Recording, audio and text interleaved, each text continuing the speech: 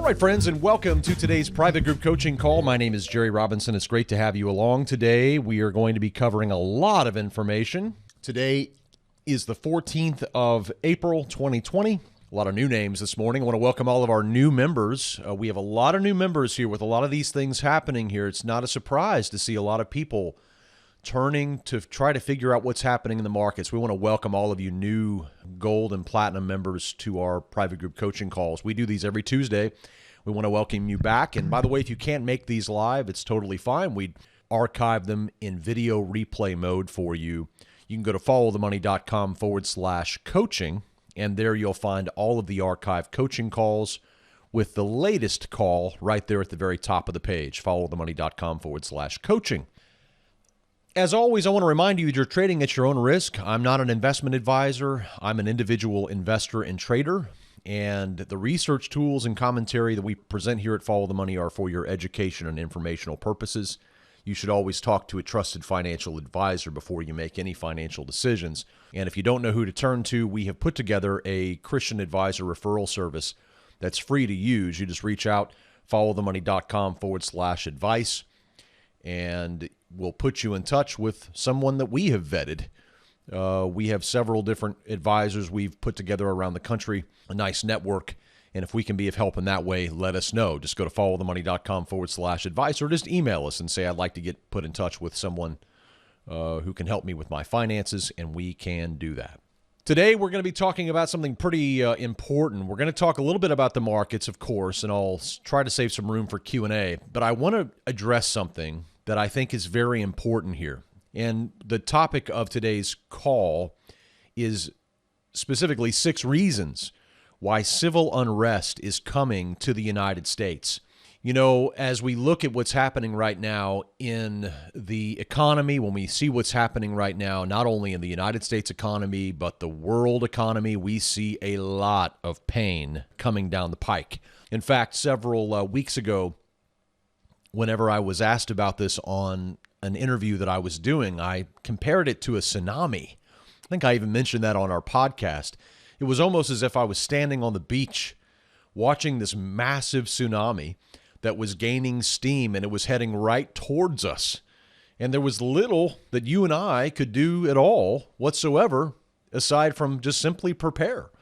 And now we're beginning to see that tsunami begin to, of course, touch land.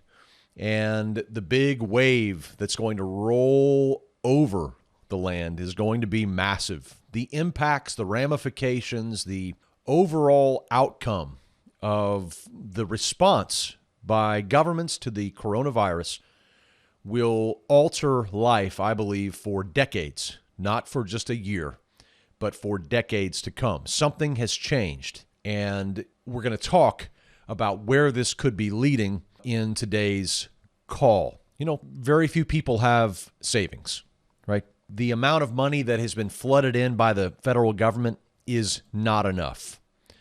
There are many people today who are completely unemployed, and their job is not going to be there for them when they get back. Civil unrest is going to be a reality, I believe, in our country and around the world. High unemployment, stagnant economic activity, these tend to lead to social unrest, demonstrations, strikes, and also other types of potentially violent disruptions. And as we look at the worst unemployment and GDP figures to be seen since the Great Depression, as we're staring those in the face, there are great concerns about what lies ahead. So that's the topic of today's call. We're going to get into that in just a few moments. I want to give you a brief update real quickly that our Trend Trading Bootcamp is this Saturday. If you have not been through our Trend Trading Bootcamp and it's something that you want to do, be sure to register for that before we close that. It'll be all day Saturday. This is great if you want to start a trading business, swing trading, position trading. You really want to get out there and be more active in trading. This bootcamp will get you inspired. It'll give you a step-by-step system to help you trade the markets. April 18th, that's this Saturday. It'll be an all-day event. You get tons of information whenever you join. Go to followthemoney.com/bootcamp and become a part of that. We look forward to seeing you this Saturday. So civil unrest undoubtedly on the horizon. And let me give you 6 reasons, and then we're going to go through them briefly. Number 1 is the extreme economic inequality here in the United States. And I'm specifically talking about the United States this morning, about civil unrest, but I'm sure it's coming to many other countries as well. It's already affecting Italy and some other countries, Spain. So extreme economic inequality is one reason. A low savings rate, a tremendously low savings rate, is another reason. Debt enslavement is another reason. Economic stagnation, undoubtedly another reason why civil unrest is coming. A 30% potentially unemployment rate will surely create civil unrest. And fear in the midst of a public health crisis, which has been mismanaged. Civil unrest is very likely going to be coming for all of these reasons. Let's talk about a few of them. The extreme economic inequality that we see here in the United States. You know, the top 50% of boomer households here in the United States by net worth control 98% of the financial assets. Let me repeat that. The top 50% of baby boomer households in the United States by net worth control 98% of the financial assets. The remaining 50% of households share just 2% of the remaining assets, right? So that's an astonishing figure. We take a look also at the top 0.1%. The top 0.1% now own more than the bottom 80%. As we sail into this pandemic and people lose their jobs, the top 0.1% own more than the bottom 80%. If we take a look at the last 50 years, the highest earning 20% of the U.S. households have steadily brought in a larger share of the country's total income. So it's moving in this way. It's not getting better. It's moving in the opposite way. Median black household income, you can see this chart over here on the right. Median black household income was 61% of median white household income in 2018. So the difference here between the white and black income gap has not gone away. It just remains. It's a thing, and it's always been a thing, right? That's a problem, of course, as we head and sail into the worst depression since the Great Depression. That's certainly going to be a problem. So, you know, these types of data points are not what we want to see as we're heading into the kind of crisis that we see on the horizon. Income inequality, the share of income captured by the top 1%, well above 20%, as it was back in the 1920s during another time of an extreme inequality. Now, debt among U.S. households increased by nearly $9 trillion between 1989 and 2018, and 74% of that debt was issued to the bottom 90% of households, right? So you see that on the left here. This is the bottom 90%. The bottom 90% of households in the United States are carrying, right, the majority, right, of the debt as opposed to the assets, right? But if you look at the top percent, you'll find that the growth in assets went almost entirely to the top percent, and the growth of debt is actually in check as opposed to the assets. So the top 10% have many more assets than they have debt. The bottom 90% have much more debt than they have assets, right? We do the math. We fast forward the tape about 5 years, and then we see what that looks like. So we have that problem. Then we have a low savings rate, right? Incredibly low savings rate. Personal savings rate, which, by the way, right now is rising because of the situation we find ourselves in, similar to the 2008 crash.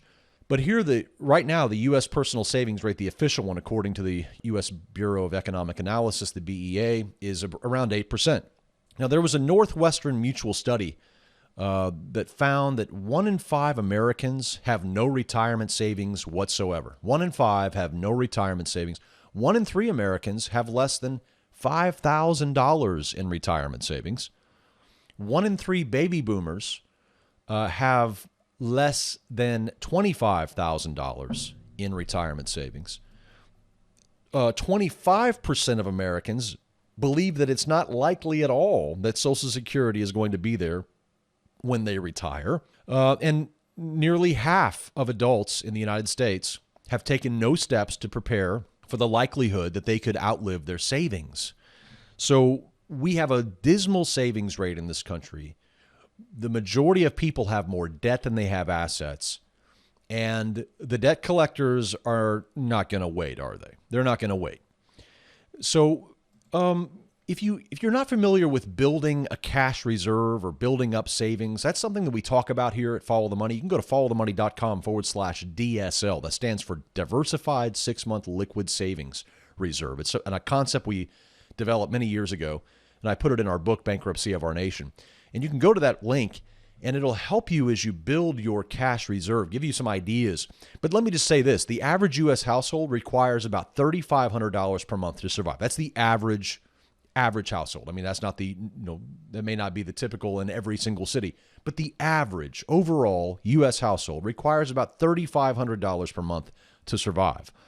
And we stress the need to have a 6-month liquid savings reserve at all times. That means that the average U.S. household should have a minimum of $20,000 in liquid cash ready to go in the event of an emergency of any kind, right? That's what we strongly advocate. The problem is that when we actually look at the amount of money that people have in savings, we see that it's not nearly enough to be prepared in the event of a major crisis. Here's some data from the wealth management company Personal Capital.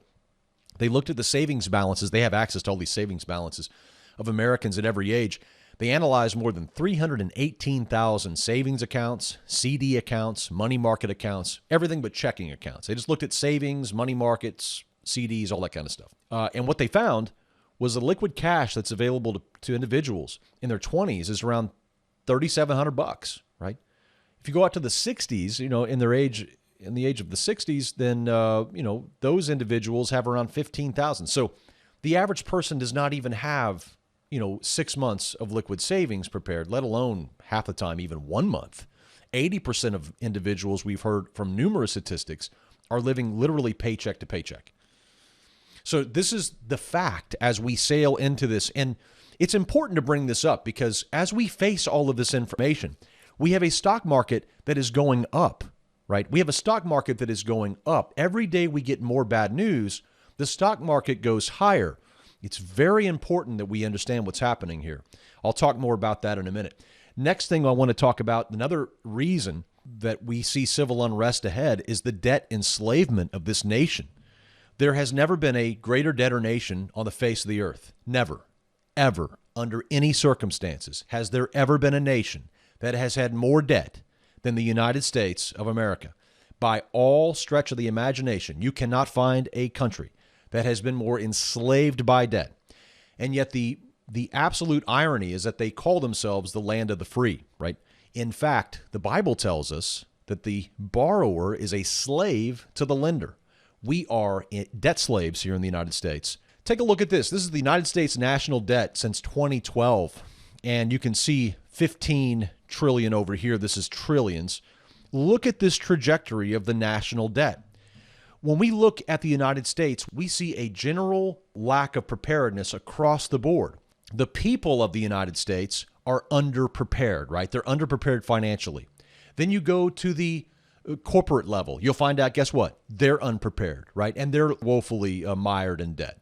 Then you go to the state and local governments and you say, well, maybe they're better. No, they're mired in debt, right? Then you go to the federal government. You say, well, surely they're in better shape. No, they're not in better shape whatsoever. They're blasting out the debt every single day. But look at this straight up trajectory, right? And the debt ceiling, of course, is a game that we play and we act like we care, and then it's over, and then we just push it back higher. So by the time we were nearing the end of 2019, we were up to $23 trillion in debt, right? In debt. Now that number has even gone higher. It's gone up to $24 trillion now, right? $24 trillion. And someone recently asked me, isn't it possible that we could just print money and pay that off? And my answer to them was, yeah, that's what the Weimar Republic did, right? That's what the Weimar Republic did. That's what nations do whenever they completely destroy their economy. They start printing money to pay off the debt that they can't pay, right? So we have $24 trillion in national debt. That $24 trillion national debt, by the way, is greater than the size of China, Japan and Germany put together, right? We got to pay off the entire size of China, Japan, and Germany just to get debt free. And that's not even including future unfunded obligations. The idea that the United States is going to walk out of this smelling like a rose is absolutely positively insane. We are spending over $1 billion per day on interest payments on the debt, with interest sitting near 0%, right? So we're paying $1 billion a day in interest, right? A day. And that's with ultra low interest rate. No wonder the federal government wants interest rates low. No wonder they keep trying to drive interest rates low. No wonder they're manipulating the yield curve. No wonder. Take a look at the United States household debt, topping $14 trillion for the first time. Households are some of the worst examples of how to run your finances. Look at the federal government. They have a terrible track record of running their finances. Look at the state and local governments. They're up to their eyeballs in debt.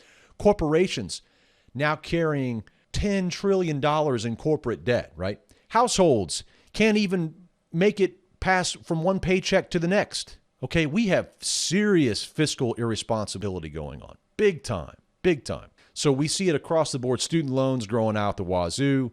So we got real big problems here coming down the pike. This is kind of a blurry chart, but this is the U.S. corporate debt to GDP ratio. It's at 47%. Total U.S. non-financial corporate debt hit a record after we've had this historically low interest rates for so long, now sending total U.S. corporate debt to nearly $10 trillion, or 47%. 47% of the overall economy, right? We're just talking about unsustainable. Look at this number, going from less than $5 trillion in 2000 and doubling now 20 years later. This is all unsustainable. On top of that, this morning we have a report that more than 2,100 U.S. cities have announced budget shortfalls, with many planning deep spending cuts and layoffs. How about this? So now we're going to see U.S. cities who are already getting bailed out by the Fed through the municipal bonds that they're buying. Now these cities are like, look, we don't have any income coming in because the businesses are shut down, and we don't know when they're going to reopen. And when they do, we don't know how much business they're going to do. And we have all this stuff we have to pay for. And we have all these employees that are work for the city, that work for the county, or that work for the state. And we don't have the money. We were already in the red. And now this. Nearly 9 in 10 cities surveyed signaled that they expect a revenue shortfall this year. Of course they do. Another reason why civil unrest is coming, of course, is the economic stagnation. The economic stagnation. In 2019, the budget deficit, it totaled $984 billion. It was just shy of $1 trillion.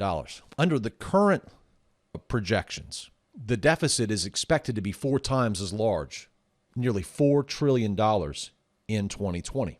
$4 trillion deficit. That's in 1 year. We're going to spend $4 trillion more than we take in at the federal level. That's not the state level. That's not the local level. That's not the corporate level. That's not your level. That's the federal government's level. And then when we take a look at the IMF's projections, this is from the IMF, the World Economic Outlook, that they recently put out in April 1st, I believe. IMF says the world will very likely experience the worst pain since the 1930s. When we take a look at the real GDP growth year-on-year percentage change, negative 0.1% in 2009, negative 3% where we are here. This is vastly more damaging, both near-term, intermediate-term, and long-term. This is not a near-term problem. This is what I want to stress to you. The coronavirus and the response that the government has taken is not a short-term problem. This is a long-term problem. They have squandered tremendous amount of opportunity here, and instead have saddled themselves down with incredible amounts of debt in order to just get back to quote-unquote normal. We take a look at the latest World Economic Outlook growth projections. We see that the advanced economies are expected to fall by 6% in total economic output. The U.S. Among the top, the euro area being the worst, Italy being about down 9%, which is outrageous. Spain down 9%. The United States down about 6%. And so if you look at 2019 numbers, you see they were already pretty terrible. I mean, they were really paltry. But when you look at 2020, it's just devastating. I mean, just absolutely devastating. And these numbers may look small, like 5.9%. That is an enormous number to the downside. And then, of course, there's an expected rebound in 2021. But those of you who know math know that when you subtract 5.9% and then you add back 4.7%, you're not almost whole, are you? Now, we take this number and then we compare it to China, right? Let's compare it to China. Let me put China's numbers up now. In 2019, China had 6.1% growth rate. Remember how we heard about how terrible that was from the U.S. press? We talked about that. Oh, China's only growing at 6%. Well, in 2020, they're expected to actually grow despite this lockdown. They're expected to grow 1.2%. And then in 2021, they're expected to rebound with a 9.2% gain. What does this do to the equation of the U.S. versus China? China is not going to have a contraction in 2020. It's only going to eat into its massive gains, according to the IMF. And then it's going to have twice the size of a rebound in 2021. Man, I mean, you're talking about a realignment of the global economy here, right? A total realignment. Then we have the unemployment situation, right? 30% unemployment rate, maybe even higher, is what the Federal Reserve is preparing us for. That's an incredible rate. Between March 15th and April 4th, around 17 million Americans filed for initial claims for unemployment insurance benefits. Here's a quick chart that shows you how dramatic this has been. As far as having 1 million people claim unemployment since 1967, that just hasn't been a thing. It just hasn't been a thing on a weekly basis. It just hasn't been a thing. Even back in the peak of the 2008 crisis, that was just not a thing.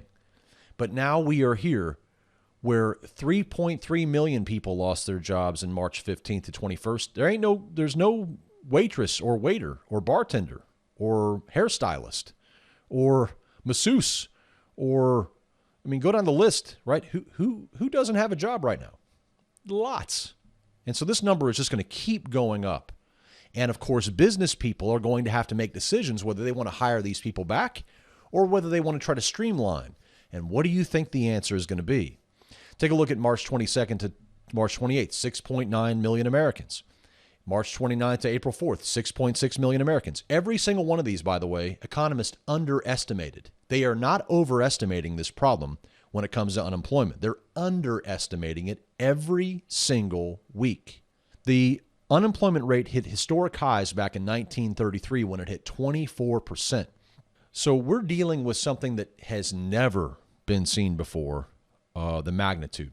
By the way, this put out by some data put out by Deutsche Bank Research found that since the end of the 2008 to 2009 Great Recession through mid-March of 2020, so from the Great Recession of 2008 to about mid-March of 2020, the total number of U.S. new jobs here in America that were created from the Great Recession till about March of 2020 were around 22 million jobs. And since then, the economy has lost over 17 million of those jobs in the first 3 weeks of a pandemic. Got it? So we just wiped out almost every job that has been created since the beginning of the Great Recession. Give us 1 or 2 more weeks and we will have lost them all. So the U.S. is now on track to lose 25 million jobs over 4 weeks once we get the latest numbers in. That'll be later this week. When we actually look at the unemployment rate, if you look at Barron's magazine, for example, they are estimating that the unemployment rate was probably around 13% at the end of March. And of course, the statistics show that, we're looking at probably close to 30%, maybe 32%. This is the projected rate by the St. Louis Fed, right? They could be wrong. It could be higher. It could be lower. But we're talking about a staggering number that we haven't seen in years. Then we have on top of all of this, upon the debt crisis, upon the unemployment crisis, upon the economic stagnation, upon all of that, let's not forget we are dealing with a public health crisis, which is not over. It's not over, right? It's not over. We're dealing with a public health crisis that is not over. And in fact, not only is it not over, the United States is the leading nation as far as the number of new infections, as far as the number of deaths, as far as the number of total infections. The United States is number one in almost every category on this front, right? So whatever this pandemic is going to do, it is wreaking its havoc, especially here in the United States, right? So whatever the fallout from this pandemic is going to be, you would expect that the United States, which is the number one leader in this pandemic now, is going to bear probably much of the pain, right? Especially given the fact that we're so indebted and so unprepared. Now, we talked about this on a recent podcast, but I want you to know that this public health crisis is going to have legs for a long time. And what I mean by that is that risk managers and investors will do what? They will look back at this data when they're making decisions, won't they? Who was prepared for this pandemic? They're going to ask that question. Future people, people living in the future will ask, who was prepared for this pandemic and who was not prepared for this pandemic? That might affect risk management. That might affect a risk manager's decision to invest in this country or in this country. They'll also ask who handled this situation the best, because guess what? Pandemics are not anomalies. They happen. And you need to be prepared and have a response and be a responsible country in all of this. And so risk managers are rightly going to look at countries and say, who is better prepared for the next century of future pandemics, right? Undoubtedly. And apparently the United States has nothing to learn from this, because I've listened to several press conferences from Washington, and I've heard that there's actually been nothing, absolutely nothing, that they could have done different. They did it perfect. The United States did everything perfect. I mean, not a thing wrong. Zero. Nothing. It's incredible. So it looks like that risk managers in the future are going to have to really penalize the United States for a lack of ability to even see how it could improve in the future, right? Because they don't even see any room for improvement here in Washington. They think they're doing a bang-up job as the numbers mount. And the world gawks. Nearly 2 million now confirmed with the coronavirus, and more than one-fourth of those are in the United States, a country with less than 5% of the total global population, and a country that we were told has the best healthcare system in the world, and the nation that is the richest in the world. Do you think risk managers are going to look at this differently when we go forward? Do you think they might have a few observations to take note of as we go forward? By the way, during this process, Americans did what they do best, and they went out and they bought guns to shoot at the virus. 2 million guns were purchased in the last month alone in the United States. Now, of course, many people won't be shooting at the virus. They plan on shooting someone else, like maybe a person who's hungry or maybe a person who needs something, right? That's who they're planning on shooting, I guess. But they're out buying lots and lots and lots of guns. Americans bought about 2 million guns in March. It was the second busiest month ever for gun sales, trailing only January 2013. But this figure, by the way, doesn't include the many sales, especially in states where background checks are not required or at gun shows where buyers may not be subject to background checks. All of that is uncounted. So this is just the number of background checks. And of course, that resulted in gun sales that were actually made over the last month. In fact, after massive lobbying from the firearm industry, the Trump administration last month deemed that gun shops qualified as essential businesses. Everybody has to be able to buy a gun in a pandemic and should stay open during the lockdown alongside pharmacies and gas stations and grocery stores. Gun stores are also essential businesses. So given all of this, and given the fact that we see unemployment higher than the Great Depression, we have more people on pharmaceutical drugs than ever before. We have more people paranoid about politics than ever before. We have more people indebted than ever before in the history of the world. And we have now more guns per capita than anyone ever in the history of the world. Now, you tell me what kind of recipe that is. We're talking about a recipe for massive civil unrest.